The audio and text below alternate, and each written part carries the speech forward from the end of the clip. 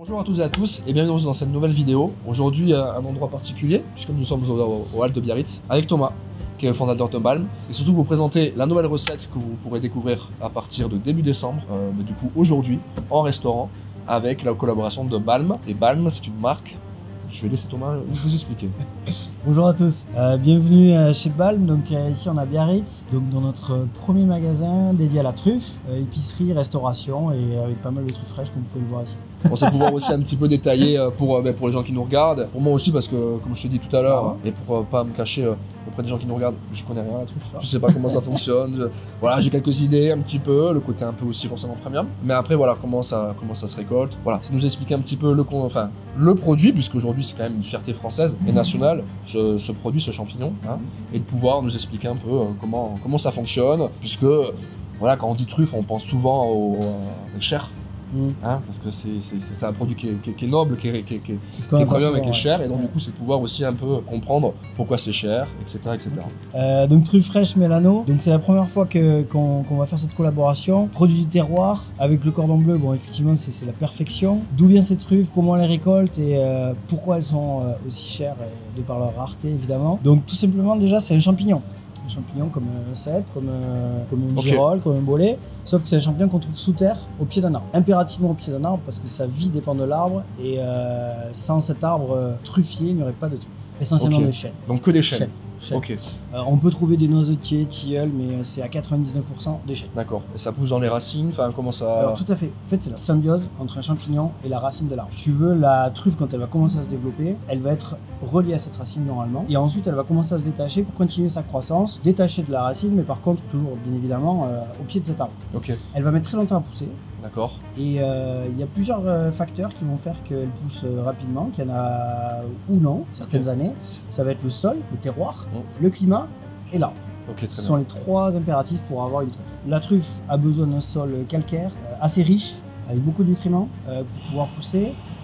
Pays Basque par exemple, très tempéré, avec un sol un peu trop boueux, il pleut souvent, ça marcherait pas. Donc tout ça vient du sud-est. Pas trop de pluie quoi. Non, pas trop de pluie. Elle est sensible à la pluie quoi. Ouais. Ok, ça marche. Sud-est, d'où je suis originaire.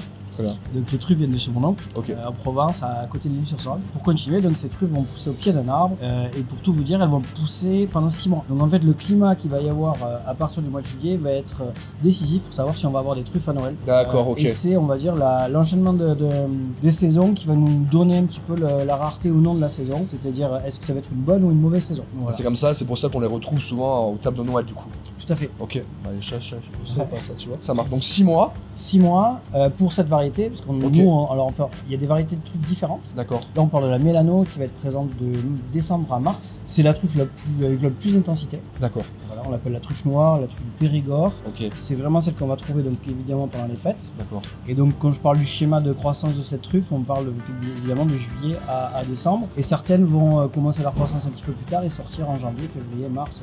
Ok, donc c'est continuel, on va dire, sur les mois qui suivent. Ok, très bien. Qu'est-ce qui fait la taille du coup Alors, la taille... Forcément, c'est la croissance. Ouais, c'est la croissance. Ouais. La forme, ça va être les obstacles qu'elle va rencontrer quand elle pousse sous terre. Ok, d'accord. Ouais. Donc on peut voir vraiment un petit peu... Si tu as un sol plutôt simple, plutôt un peu même limite sablonneux, avec peu de cailloux, peu d'obstacles, elle va être bien ronde. D'accord, ok. Ce qu'on adore avoir, une truffe qui ressemble à une balle de golf, c'est clair, c'est clair. Et si elle est biscornue, c'est qu'elle a heurté pas mal de cailloux, mais en soi, ça touche...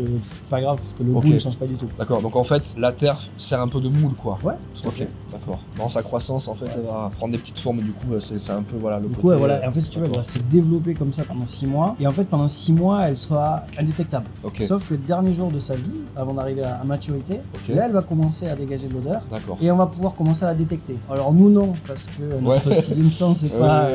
On va y arriver de savoir comment trouver une truffe, là, parce que je crois il y a quelques histoires, quelques trucs, mais c'est intéressant. Mais un chien, un cochon ou une mouche peut très bien la trouver. Une mouche aussi, ok. Moi, je connaissais le chien, le cochon aussi. C'est un peu moins répandu, je pense. C'est classique ou... Alors, le plus classique, le plus télévisé, c'est le cochon, quoi. Le cochon, ouais. Le cochon, mais alors le cochon, c'est bien, effectivement, sur TF1. Ouais, sinon il mange. Mais pour être efficace sur le cavage, donc le fait de ramasser des trucs, on appelle ça caver. Un cochon, c'est quand même difficile à dresser, comparé à un chien. Ouais, je comprends. Et ça obéit peu, donc, et puis c'est pas très efficace non plus, c'est assez lent. Ah, d'accord, ok. Un chien, comme on sait, un chien, on peut le dresser de manière assez pointue, on le voit. ceux qui cherchent la drogue. Ouais, bien sûr, les brigades brigades canines, etc. Voilà. Bien sûr.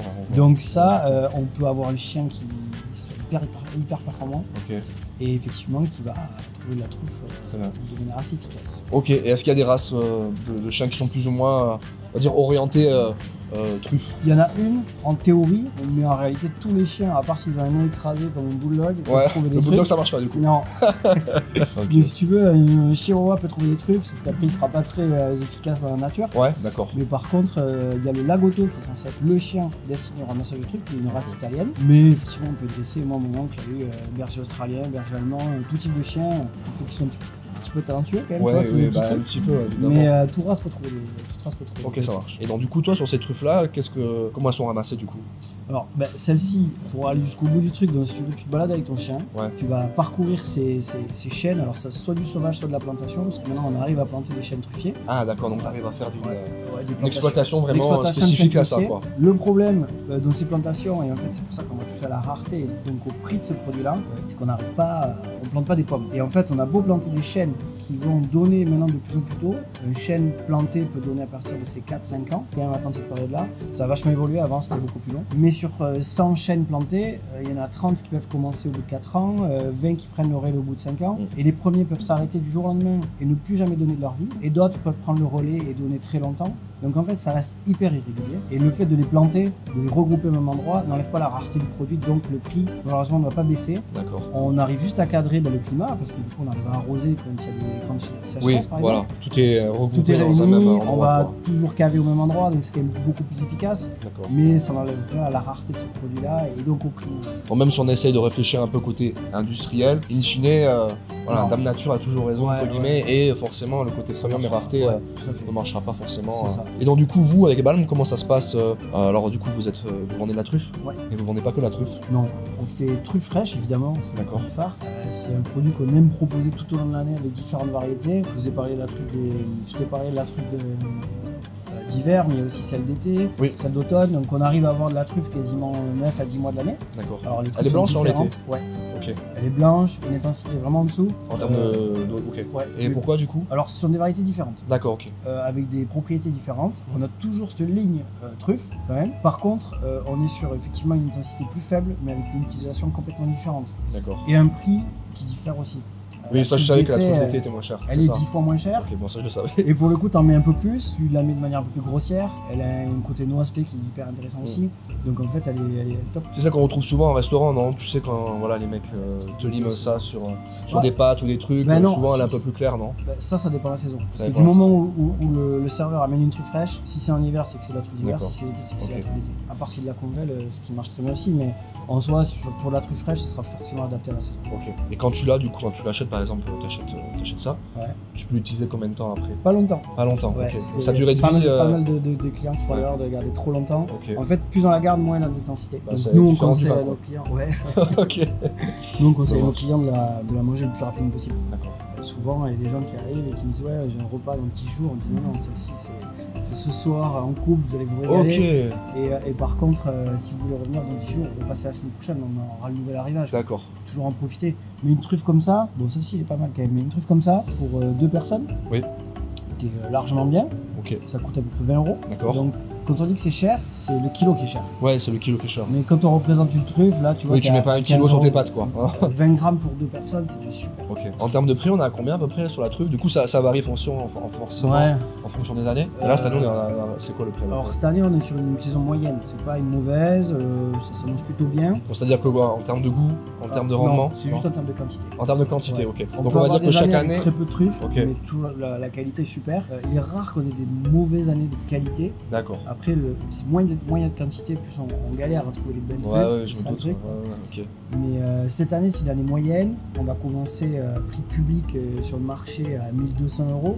Ok. On va augmenter de 100 Du kilo, hein. du kilo, ouais. Ok. De 100 à 200 € jusqu'aux fêtes. D'accord. Ouais, bah du coup, il y a la fluctuation parce que offre-demande. Et chute après les fêtes, on va retomber au cours du début décembre pour après augmenter, mais de manière plus soft. Et oui, parce que du coup, dans ton schéma, comme tu disais tout à l'heure, c'est que si tu veux être un petit peu malin, tu te dis, bah, je vais l'acheter pour début décembre et la revendre à Noël, bah du coup le goût est pas bon. Enfin Non, du non, coup non. Ouais, c'est trop tôt. C'est trop tôt quoi. Voilà. Les 3 semaines qui vont on va dire être suivies vont pas forcément. Ça sera trop tôt. Voilà. Pour manger Ok. les truffes à Noël, il faut les acheter, allez, grand max une semaine avant Noël. Ok. Chez nous en tout cas, parce que notre arrivage est là. Oui. Effectivement, si elle sort de terre, on peut se dire 15 jours avant, mais voilà, pas plus. D'accord. Mais ça tient, une truffe va tenir hors de terre 3 semaines. 3 Pour semaines vraiment max. pouvoir la savourer Ok. avec ses propriétés. Du coup, bah, l'idée c'était de pouvoir aussi se dire à la fois jouer sur le côté terroir et tradi et bah, forcément de par nous aussi le cordon bleu de pouvoir aussi l'intégrer dans une de nos recettes, notamment Ok. le saison qui est là. Et donc du coup je te propose qu'on puisse bah, réaliser une recette de cordon bleu ensemble. Très bien. On va goûter Ouais. et puis en espérant que ça soit bon. Ouais. J'ai pas trop de doutes normalement. Ouais. Allez c'est parti. Donc nous revoilà avec Thomas. On a fait la petite sélection, notre petit marché on va dire. C'est ça. Et donc du coup c'est pouvoir aussi montrer avec quoi on va faire le cordon bleu. Mhm. Bah nous forcément on travaille toujours avec du filet de poulet. Ouais. Pourquoi le filet de poulet? Parce que c'est beaucoup plus tendre, plus facile à travailler. Et puis forcément c'est quelque chose qui est l'incontournable dans le cordon bleu. Ouais.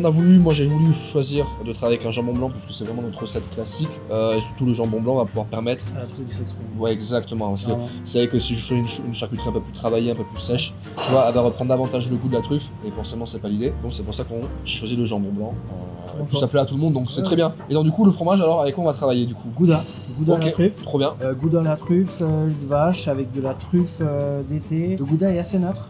Ok, Donc on va pouvoir s'éclater sur le goût subtil de la truffe parce que c'est pas une épice, c'est pas magique. Donc Oui. il faut quand même toujours l'associer avec des choses assez neutres, d'accord. assez gras. Très bien. Le gras va véhiculer le goût comme il faut. Donc le gouda est parfait. Surtout pour un cordon bleu qu'on va vouloir quand même assez cheesy, assez Oui. moelleux. Et Exactement. quand on le casse en deux, on a envie de croquer dedans. Quoi. On a envie que ça fonde Donc quoi. le gouda est parfaitement adapté. Là. Ok, trop bien. Bah écoute, moi je te montre un petit peu comment on fait une ballotine. Ouais, très bien. Et puis après c'est à toi. C'est bon. Attention, tout le monde te regarde. Ouais. Donc moi je travaille avec des gants. Alors je sais que certains vont dire bah non, faut pas travailler avec des gants. Bon bah je suis désolé mais moi avec ça, sinon j'y arrive pas. Voilà. Ça c'est pas un secret. En tout cas voilà, je travaille avec des gants. Donc ce qu'on fait, c'est que on va d'abord commencer en fait avec l'escalope. L'idée c'est d'avoir toujours une bonne escalope, tu sais, qui soit bien large. On sait toujours travailler avec une escalope qui soit bien large pour avoir quelque chose d'assez grand et surtout goûtu aussi, puisque en fait l'idée du cordon bleu, c'est là toute la subtilité, c'est d'avoir une belle escalope. Ça permet de pas avoir les choses trop petites qui ressembleraient à une croquette et trop grand, en fait ça déborde quoi. Donc c'est pouvoir toujours travailler sur quelque chose de standard, de régulier. Donc ça c'est vraiment un travail que je fais au quotidien auprès des équipes. Et tu l'aplatis? Exactement, on l'aplatit parce qu'en fait le filet de poulet, Ouais, nous quand on le ouais. reçoit, il est assez, il a pas la même taille. Ouais. On l'aplatit. Donc là, tu mets ton escalope. Exactement, on appelle ça une paillarde. Voilà, Ouais. ça permet d'avoir quelque chose de beaucoup plus régulier, surtout plus fin. D'accord. Parce que comme ça on va pouvoir la rouler et ça permet de pas avoir de pas avoir trop d'épaisseur, puisque si le poulet est trop épais, on va le rouler, la cuisson en fait on va avoir un morceau qui va être cru. Donc c'est toujours d'avoir quelque chose d'homogène en termes d'épaisseur. Là on est sur 0,3, 0,4, 0,5 Ok. cm D'épaisseur. maximum d'épaisseur, Ok. avec une taille, tu verras, on va pas sortir le mètre, mais en tout cas c'est toujours d'avoir une taille standard, voilà, pour que les gens puissent avoir quelque chose d'assez consistant, puisque pour que tu saches, la petite info, un cordon bleu chez nous ça fait à peu près 250 grammes. Je vais te demander. Donc c'est Ok. assez costaud, tu vois. Les Ouais, gros mangeurs, Il faut tous aller au à peu près ça. Alors tout est fait de manière artisanale, tout est fait à la main aussi. Ok. Donc forcément, comme on travaille avec des produits bruts, bah, je pense que t'es bien placé aussi pour le constater. Forcément, on va toujours avoir des variations. Néanmoins, c'est d'avoir un équilibre. Donc on dit souvent entre 240 et 260 grammes. Mais forcément, il y a des plus petits, des plus gros. Tout est fait de manière artisanale et à la main. Donc forcément, on peut pas avoir quelque chose de bien lisse tout le temps. Ouais. Mais en tout cas, ça permet de pouvoir valoriser notre savoir-faire et deux aussi le travail des artisans qui sont derrière tout ça pour rouler les cordons bleus. Donc on travaille filet de poulet. Yes. Donc on met toujours un petit peu de sel et de poivre, très léger hein, puisque du coup l'idée c'est vraiment de sentir vraiment la truffe, donc j'ai pas à l'imbiber de poivre. Ouais, mais Nous c'est ce qu'on fait un petit peu au restaurant, Ouais. néanmoins on met très peu de poivre puisque déjà tout le monde n'aime pas ça, ça permet un petit peu d'assaisonner la viande mais pas plus quoi. Une demi-tranche de jambon toujours, et puis là en fait on va pouvoir mettre notre lamelle de fromage, je vais le couper, de par le côté morceau, ça va permettre d'enrouler en fait toute l'escalope autour du fromage. En fait c'est vraiment c'est l'élément central. c'est l'élément central qui va permettre de rouler tout autour, puisque en fait comme il est dur et fixe, on va pouvoir derrière tout tourner autour de ça. Ok. Donc j'enlève la petite croûte hein, forcément, Ouais, celle-ci. on va pas la manger, hein, ça se mange pas trop. Je place forcément tu vois, mon fromage vraiment à l'extrémité de l'escalope, puisque du coup pour faire un tour, je vais en avoir besoin. Tu mets un bon morceau de fromage quand même. Ouais, on fait un bon morceau de fromage, À savoir que, du coup, on revient un petit peu sur la partie poids. Il y a à peu près 50 grammes de fromage dans un cordon bleu. Donc c'est une crème de fromage qu'on travaille et qui est faite maison. Hein. Et c'est surtout une recette secrète qu'on adapte forcément à chacune de nos créations. Et néanmoins, voilà, le poids standard, un petit peu, est toujours le même puisqu'on est sur 50 grammes. Donc tu vois, il y a vraiment le côté aussi... c'est ce qu'on trouve dans le cordon bleu. Le cordon bleu, c'est quoi que le plus intéressant, c'est le fromage. Donc c'est pour ça qu'on travaille avec un volume de fromage assez conséquent pour que les gens puissent ne pas être déçus. Donc comme on fait, hop, tu viens comme ça, tu prends tes deux extrémités, tu viens avec tes deux doigts, en fait, tourner directement. Voilà, autour du fromage, hop. Tu vois, après ça va venir tout seul. Hein. Là, une fois que ta forme est déjà faite, tu mets un petit coup de couteau. Alors j'ai pas envie de t'abîmer ton carrelage, donc je vais aller tout doucement. Et une fois que c'est fini, en fait, bon, du coup, une fois que hop, là t'as la forme. Tu roules un sushi. Tu roules, ouais, voilà, c'est un peu comme un maki. Alors, je suis pas maître sushi, mais je sais pas trop comment ils font les makis, mais en tout cas, voilà, c'est un peu l'idée. Et puis après, c'est de vraiment prendre les deux bouts, vraiment les deux bouts sur les côtés. Enlève l'air à bloc. Voilà, exactement. En fait, tu les tiens, tu roules et tu dois en même temps tu resserres. Et donc, c'est comme ça que tu arrives à avoir une ballotine. Tu la mets au frais, et puis c'est parti après pour la panier pour la deuxième étape. Okay. Avant ça, on va regarder toi comment tu fais. C'est parti? C'est parti.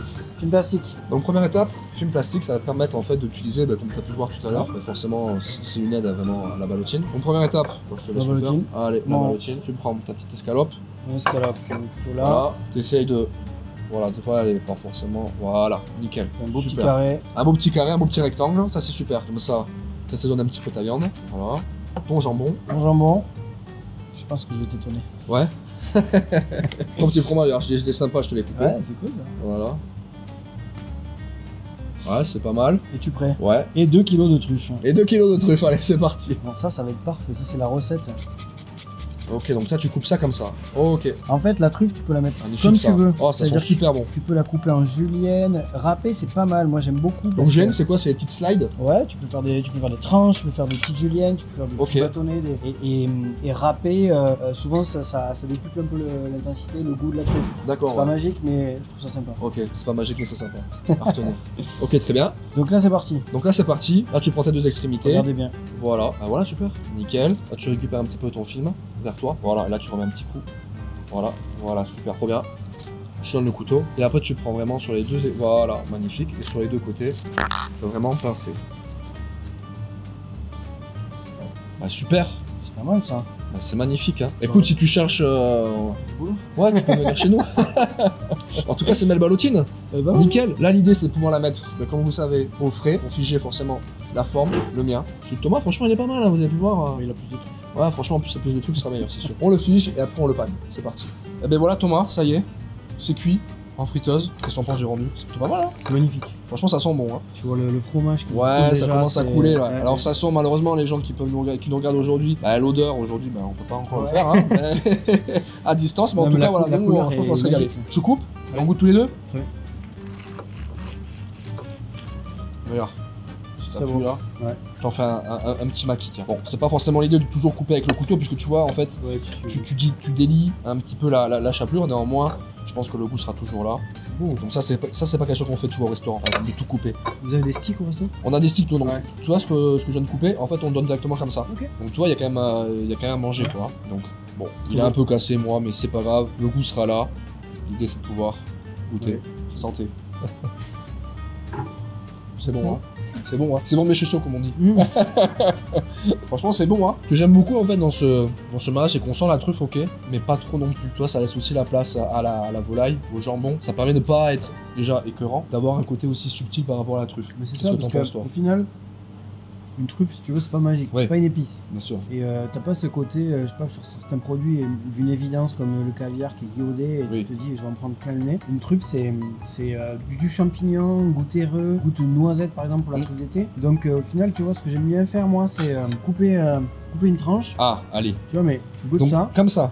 On le mange comme ça? Je mange comme ça? Ouais, carrément. Okay. Ça, c'est de la vraie truffe, tu vois. C'est le vrai goût de la truffe. Pas d'arôme, contrairement à ce qu'on peut trouver beaucoup d'endroits. Ouais, c'est vrai. Et là, tu retrouves le goût en fait qu'on trouve dans le cordon bleu. Ce goût de champignon, hyper subtil. C'est sympa, ouais. Ouais. Et ça, c'est vraiment, c'est ça en fait la truffe. C'est pas trop. On se bat pour ça. Ouais, parce que c'est vrai que la truffe. Ouais, parce que c'est vrai que sur des trucs on va dire artificiels, le goût de la truffe il est prononcé à mort quoi, dans des huiles, dans des trucs. Tu sens que ça. Quoi. Ouais, tandis que là, bon, vous pouvez pas goûter malheureusement, mais en tout cas, c'est vrai que moi déjà c'était ma première de pouvoir goûter une truffe, une tranche, le truc qui s'appelle comment tu m'as dit? La mélanose. La mélano, mais Mélano. quand tu la coupes, ça s'appelle une... Julienne. Ah, en julienne, voilà, Julienne, c'est c'est ça. Ouais. vraiment quand tu fais des. Ouais. Ah, ok, ça marche. Donc là, ouais, donc moi pour les gens, moi j'avais jamais goûté une petite tranche comme ça de truffe, donc je trouve ça vachement subtil. Et je comprends du coup forcément, mais déjà, le rendu dans un cordon bleu, que ce soit pas trop lourd, mais aussi la différence quand tu as les côtés arômes artificiels ou autres, où bah en fait t'en mets à peine une goutte, t'as l'impression que t'en as mis 1 kilo quoi. Non, de toute façon, le mot d'ordre pour cuisiner la truffe, c'est la simplicité. Bien sûr, ok. Donc en fait, si tu veux, là, on est sur une recette parfaite pour moi, Ouais. parce que ce qui va générer et ce qui va amplifier le goût de la truffe, ça va être la matière grasse. Ok. Et la plupart du temps, d'ailleurs, ce qu'on fait, c'est qu'on mélange notre truffe, qu'on coupe peu importe comment on l'aime, encore une fois, des lamelles râpées, avec la matière grasse qu'on laisse reposer pendant 24-48 heures. Une crème, de l'huile d'olive. Et donc là, le fromage qui, lui, s'est imprégné de la truffe, va la retransmettre parfaitement. Trop bien. En fait, les recettes les plus simples sont vraiment adaptées à la truffe. Ok, bah ça c'est une bonne chose. Ouais, bah là, c'est Une belle note de fin. Ouais. En tout cas, merci beaucoup Thomas. Avec plaisir. Cette Merci recette du beaucoup. coup à retrouver au restaurant dès aujourd'hui jusqu'à Noël. Franchement, on est très content de pouvoir travailler ensemble, de mettre aussi au goût du jour et proposer un ça, produit ouais. de qualité premium par rapport à un cordon bleu, puisque la truffe fait partie de nos terroirs, de notre région, dans notre gastronomie aussi, hein, de pouvoir la valoriser dans un cordon bleu. C'était une belle opportunité pour nous. En tout cas, merci beaucoup Thomas. Merci à toi. Merci Merci de de l'accueil. Et puis merci à tous et à tous d'avoir regardé cette vidéo. Si vous voulez goûter la recette, vous pouvez la retrouver dès aujourd'hui au restaurant, à Montmartre et en commande sur Uber Eats. N'hésitez pas à liker et surtout à commenter la vidéo. En tout cas, je vous dis à très vite pour de nouvelles vidéos à travers Amoné et surtout le cordon bleu.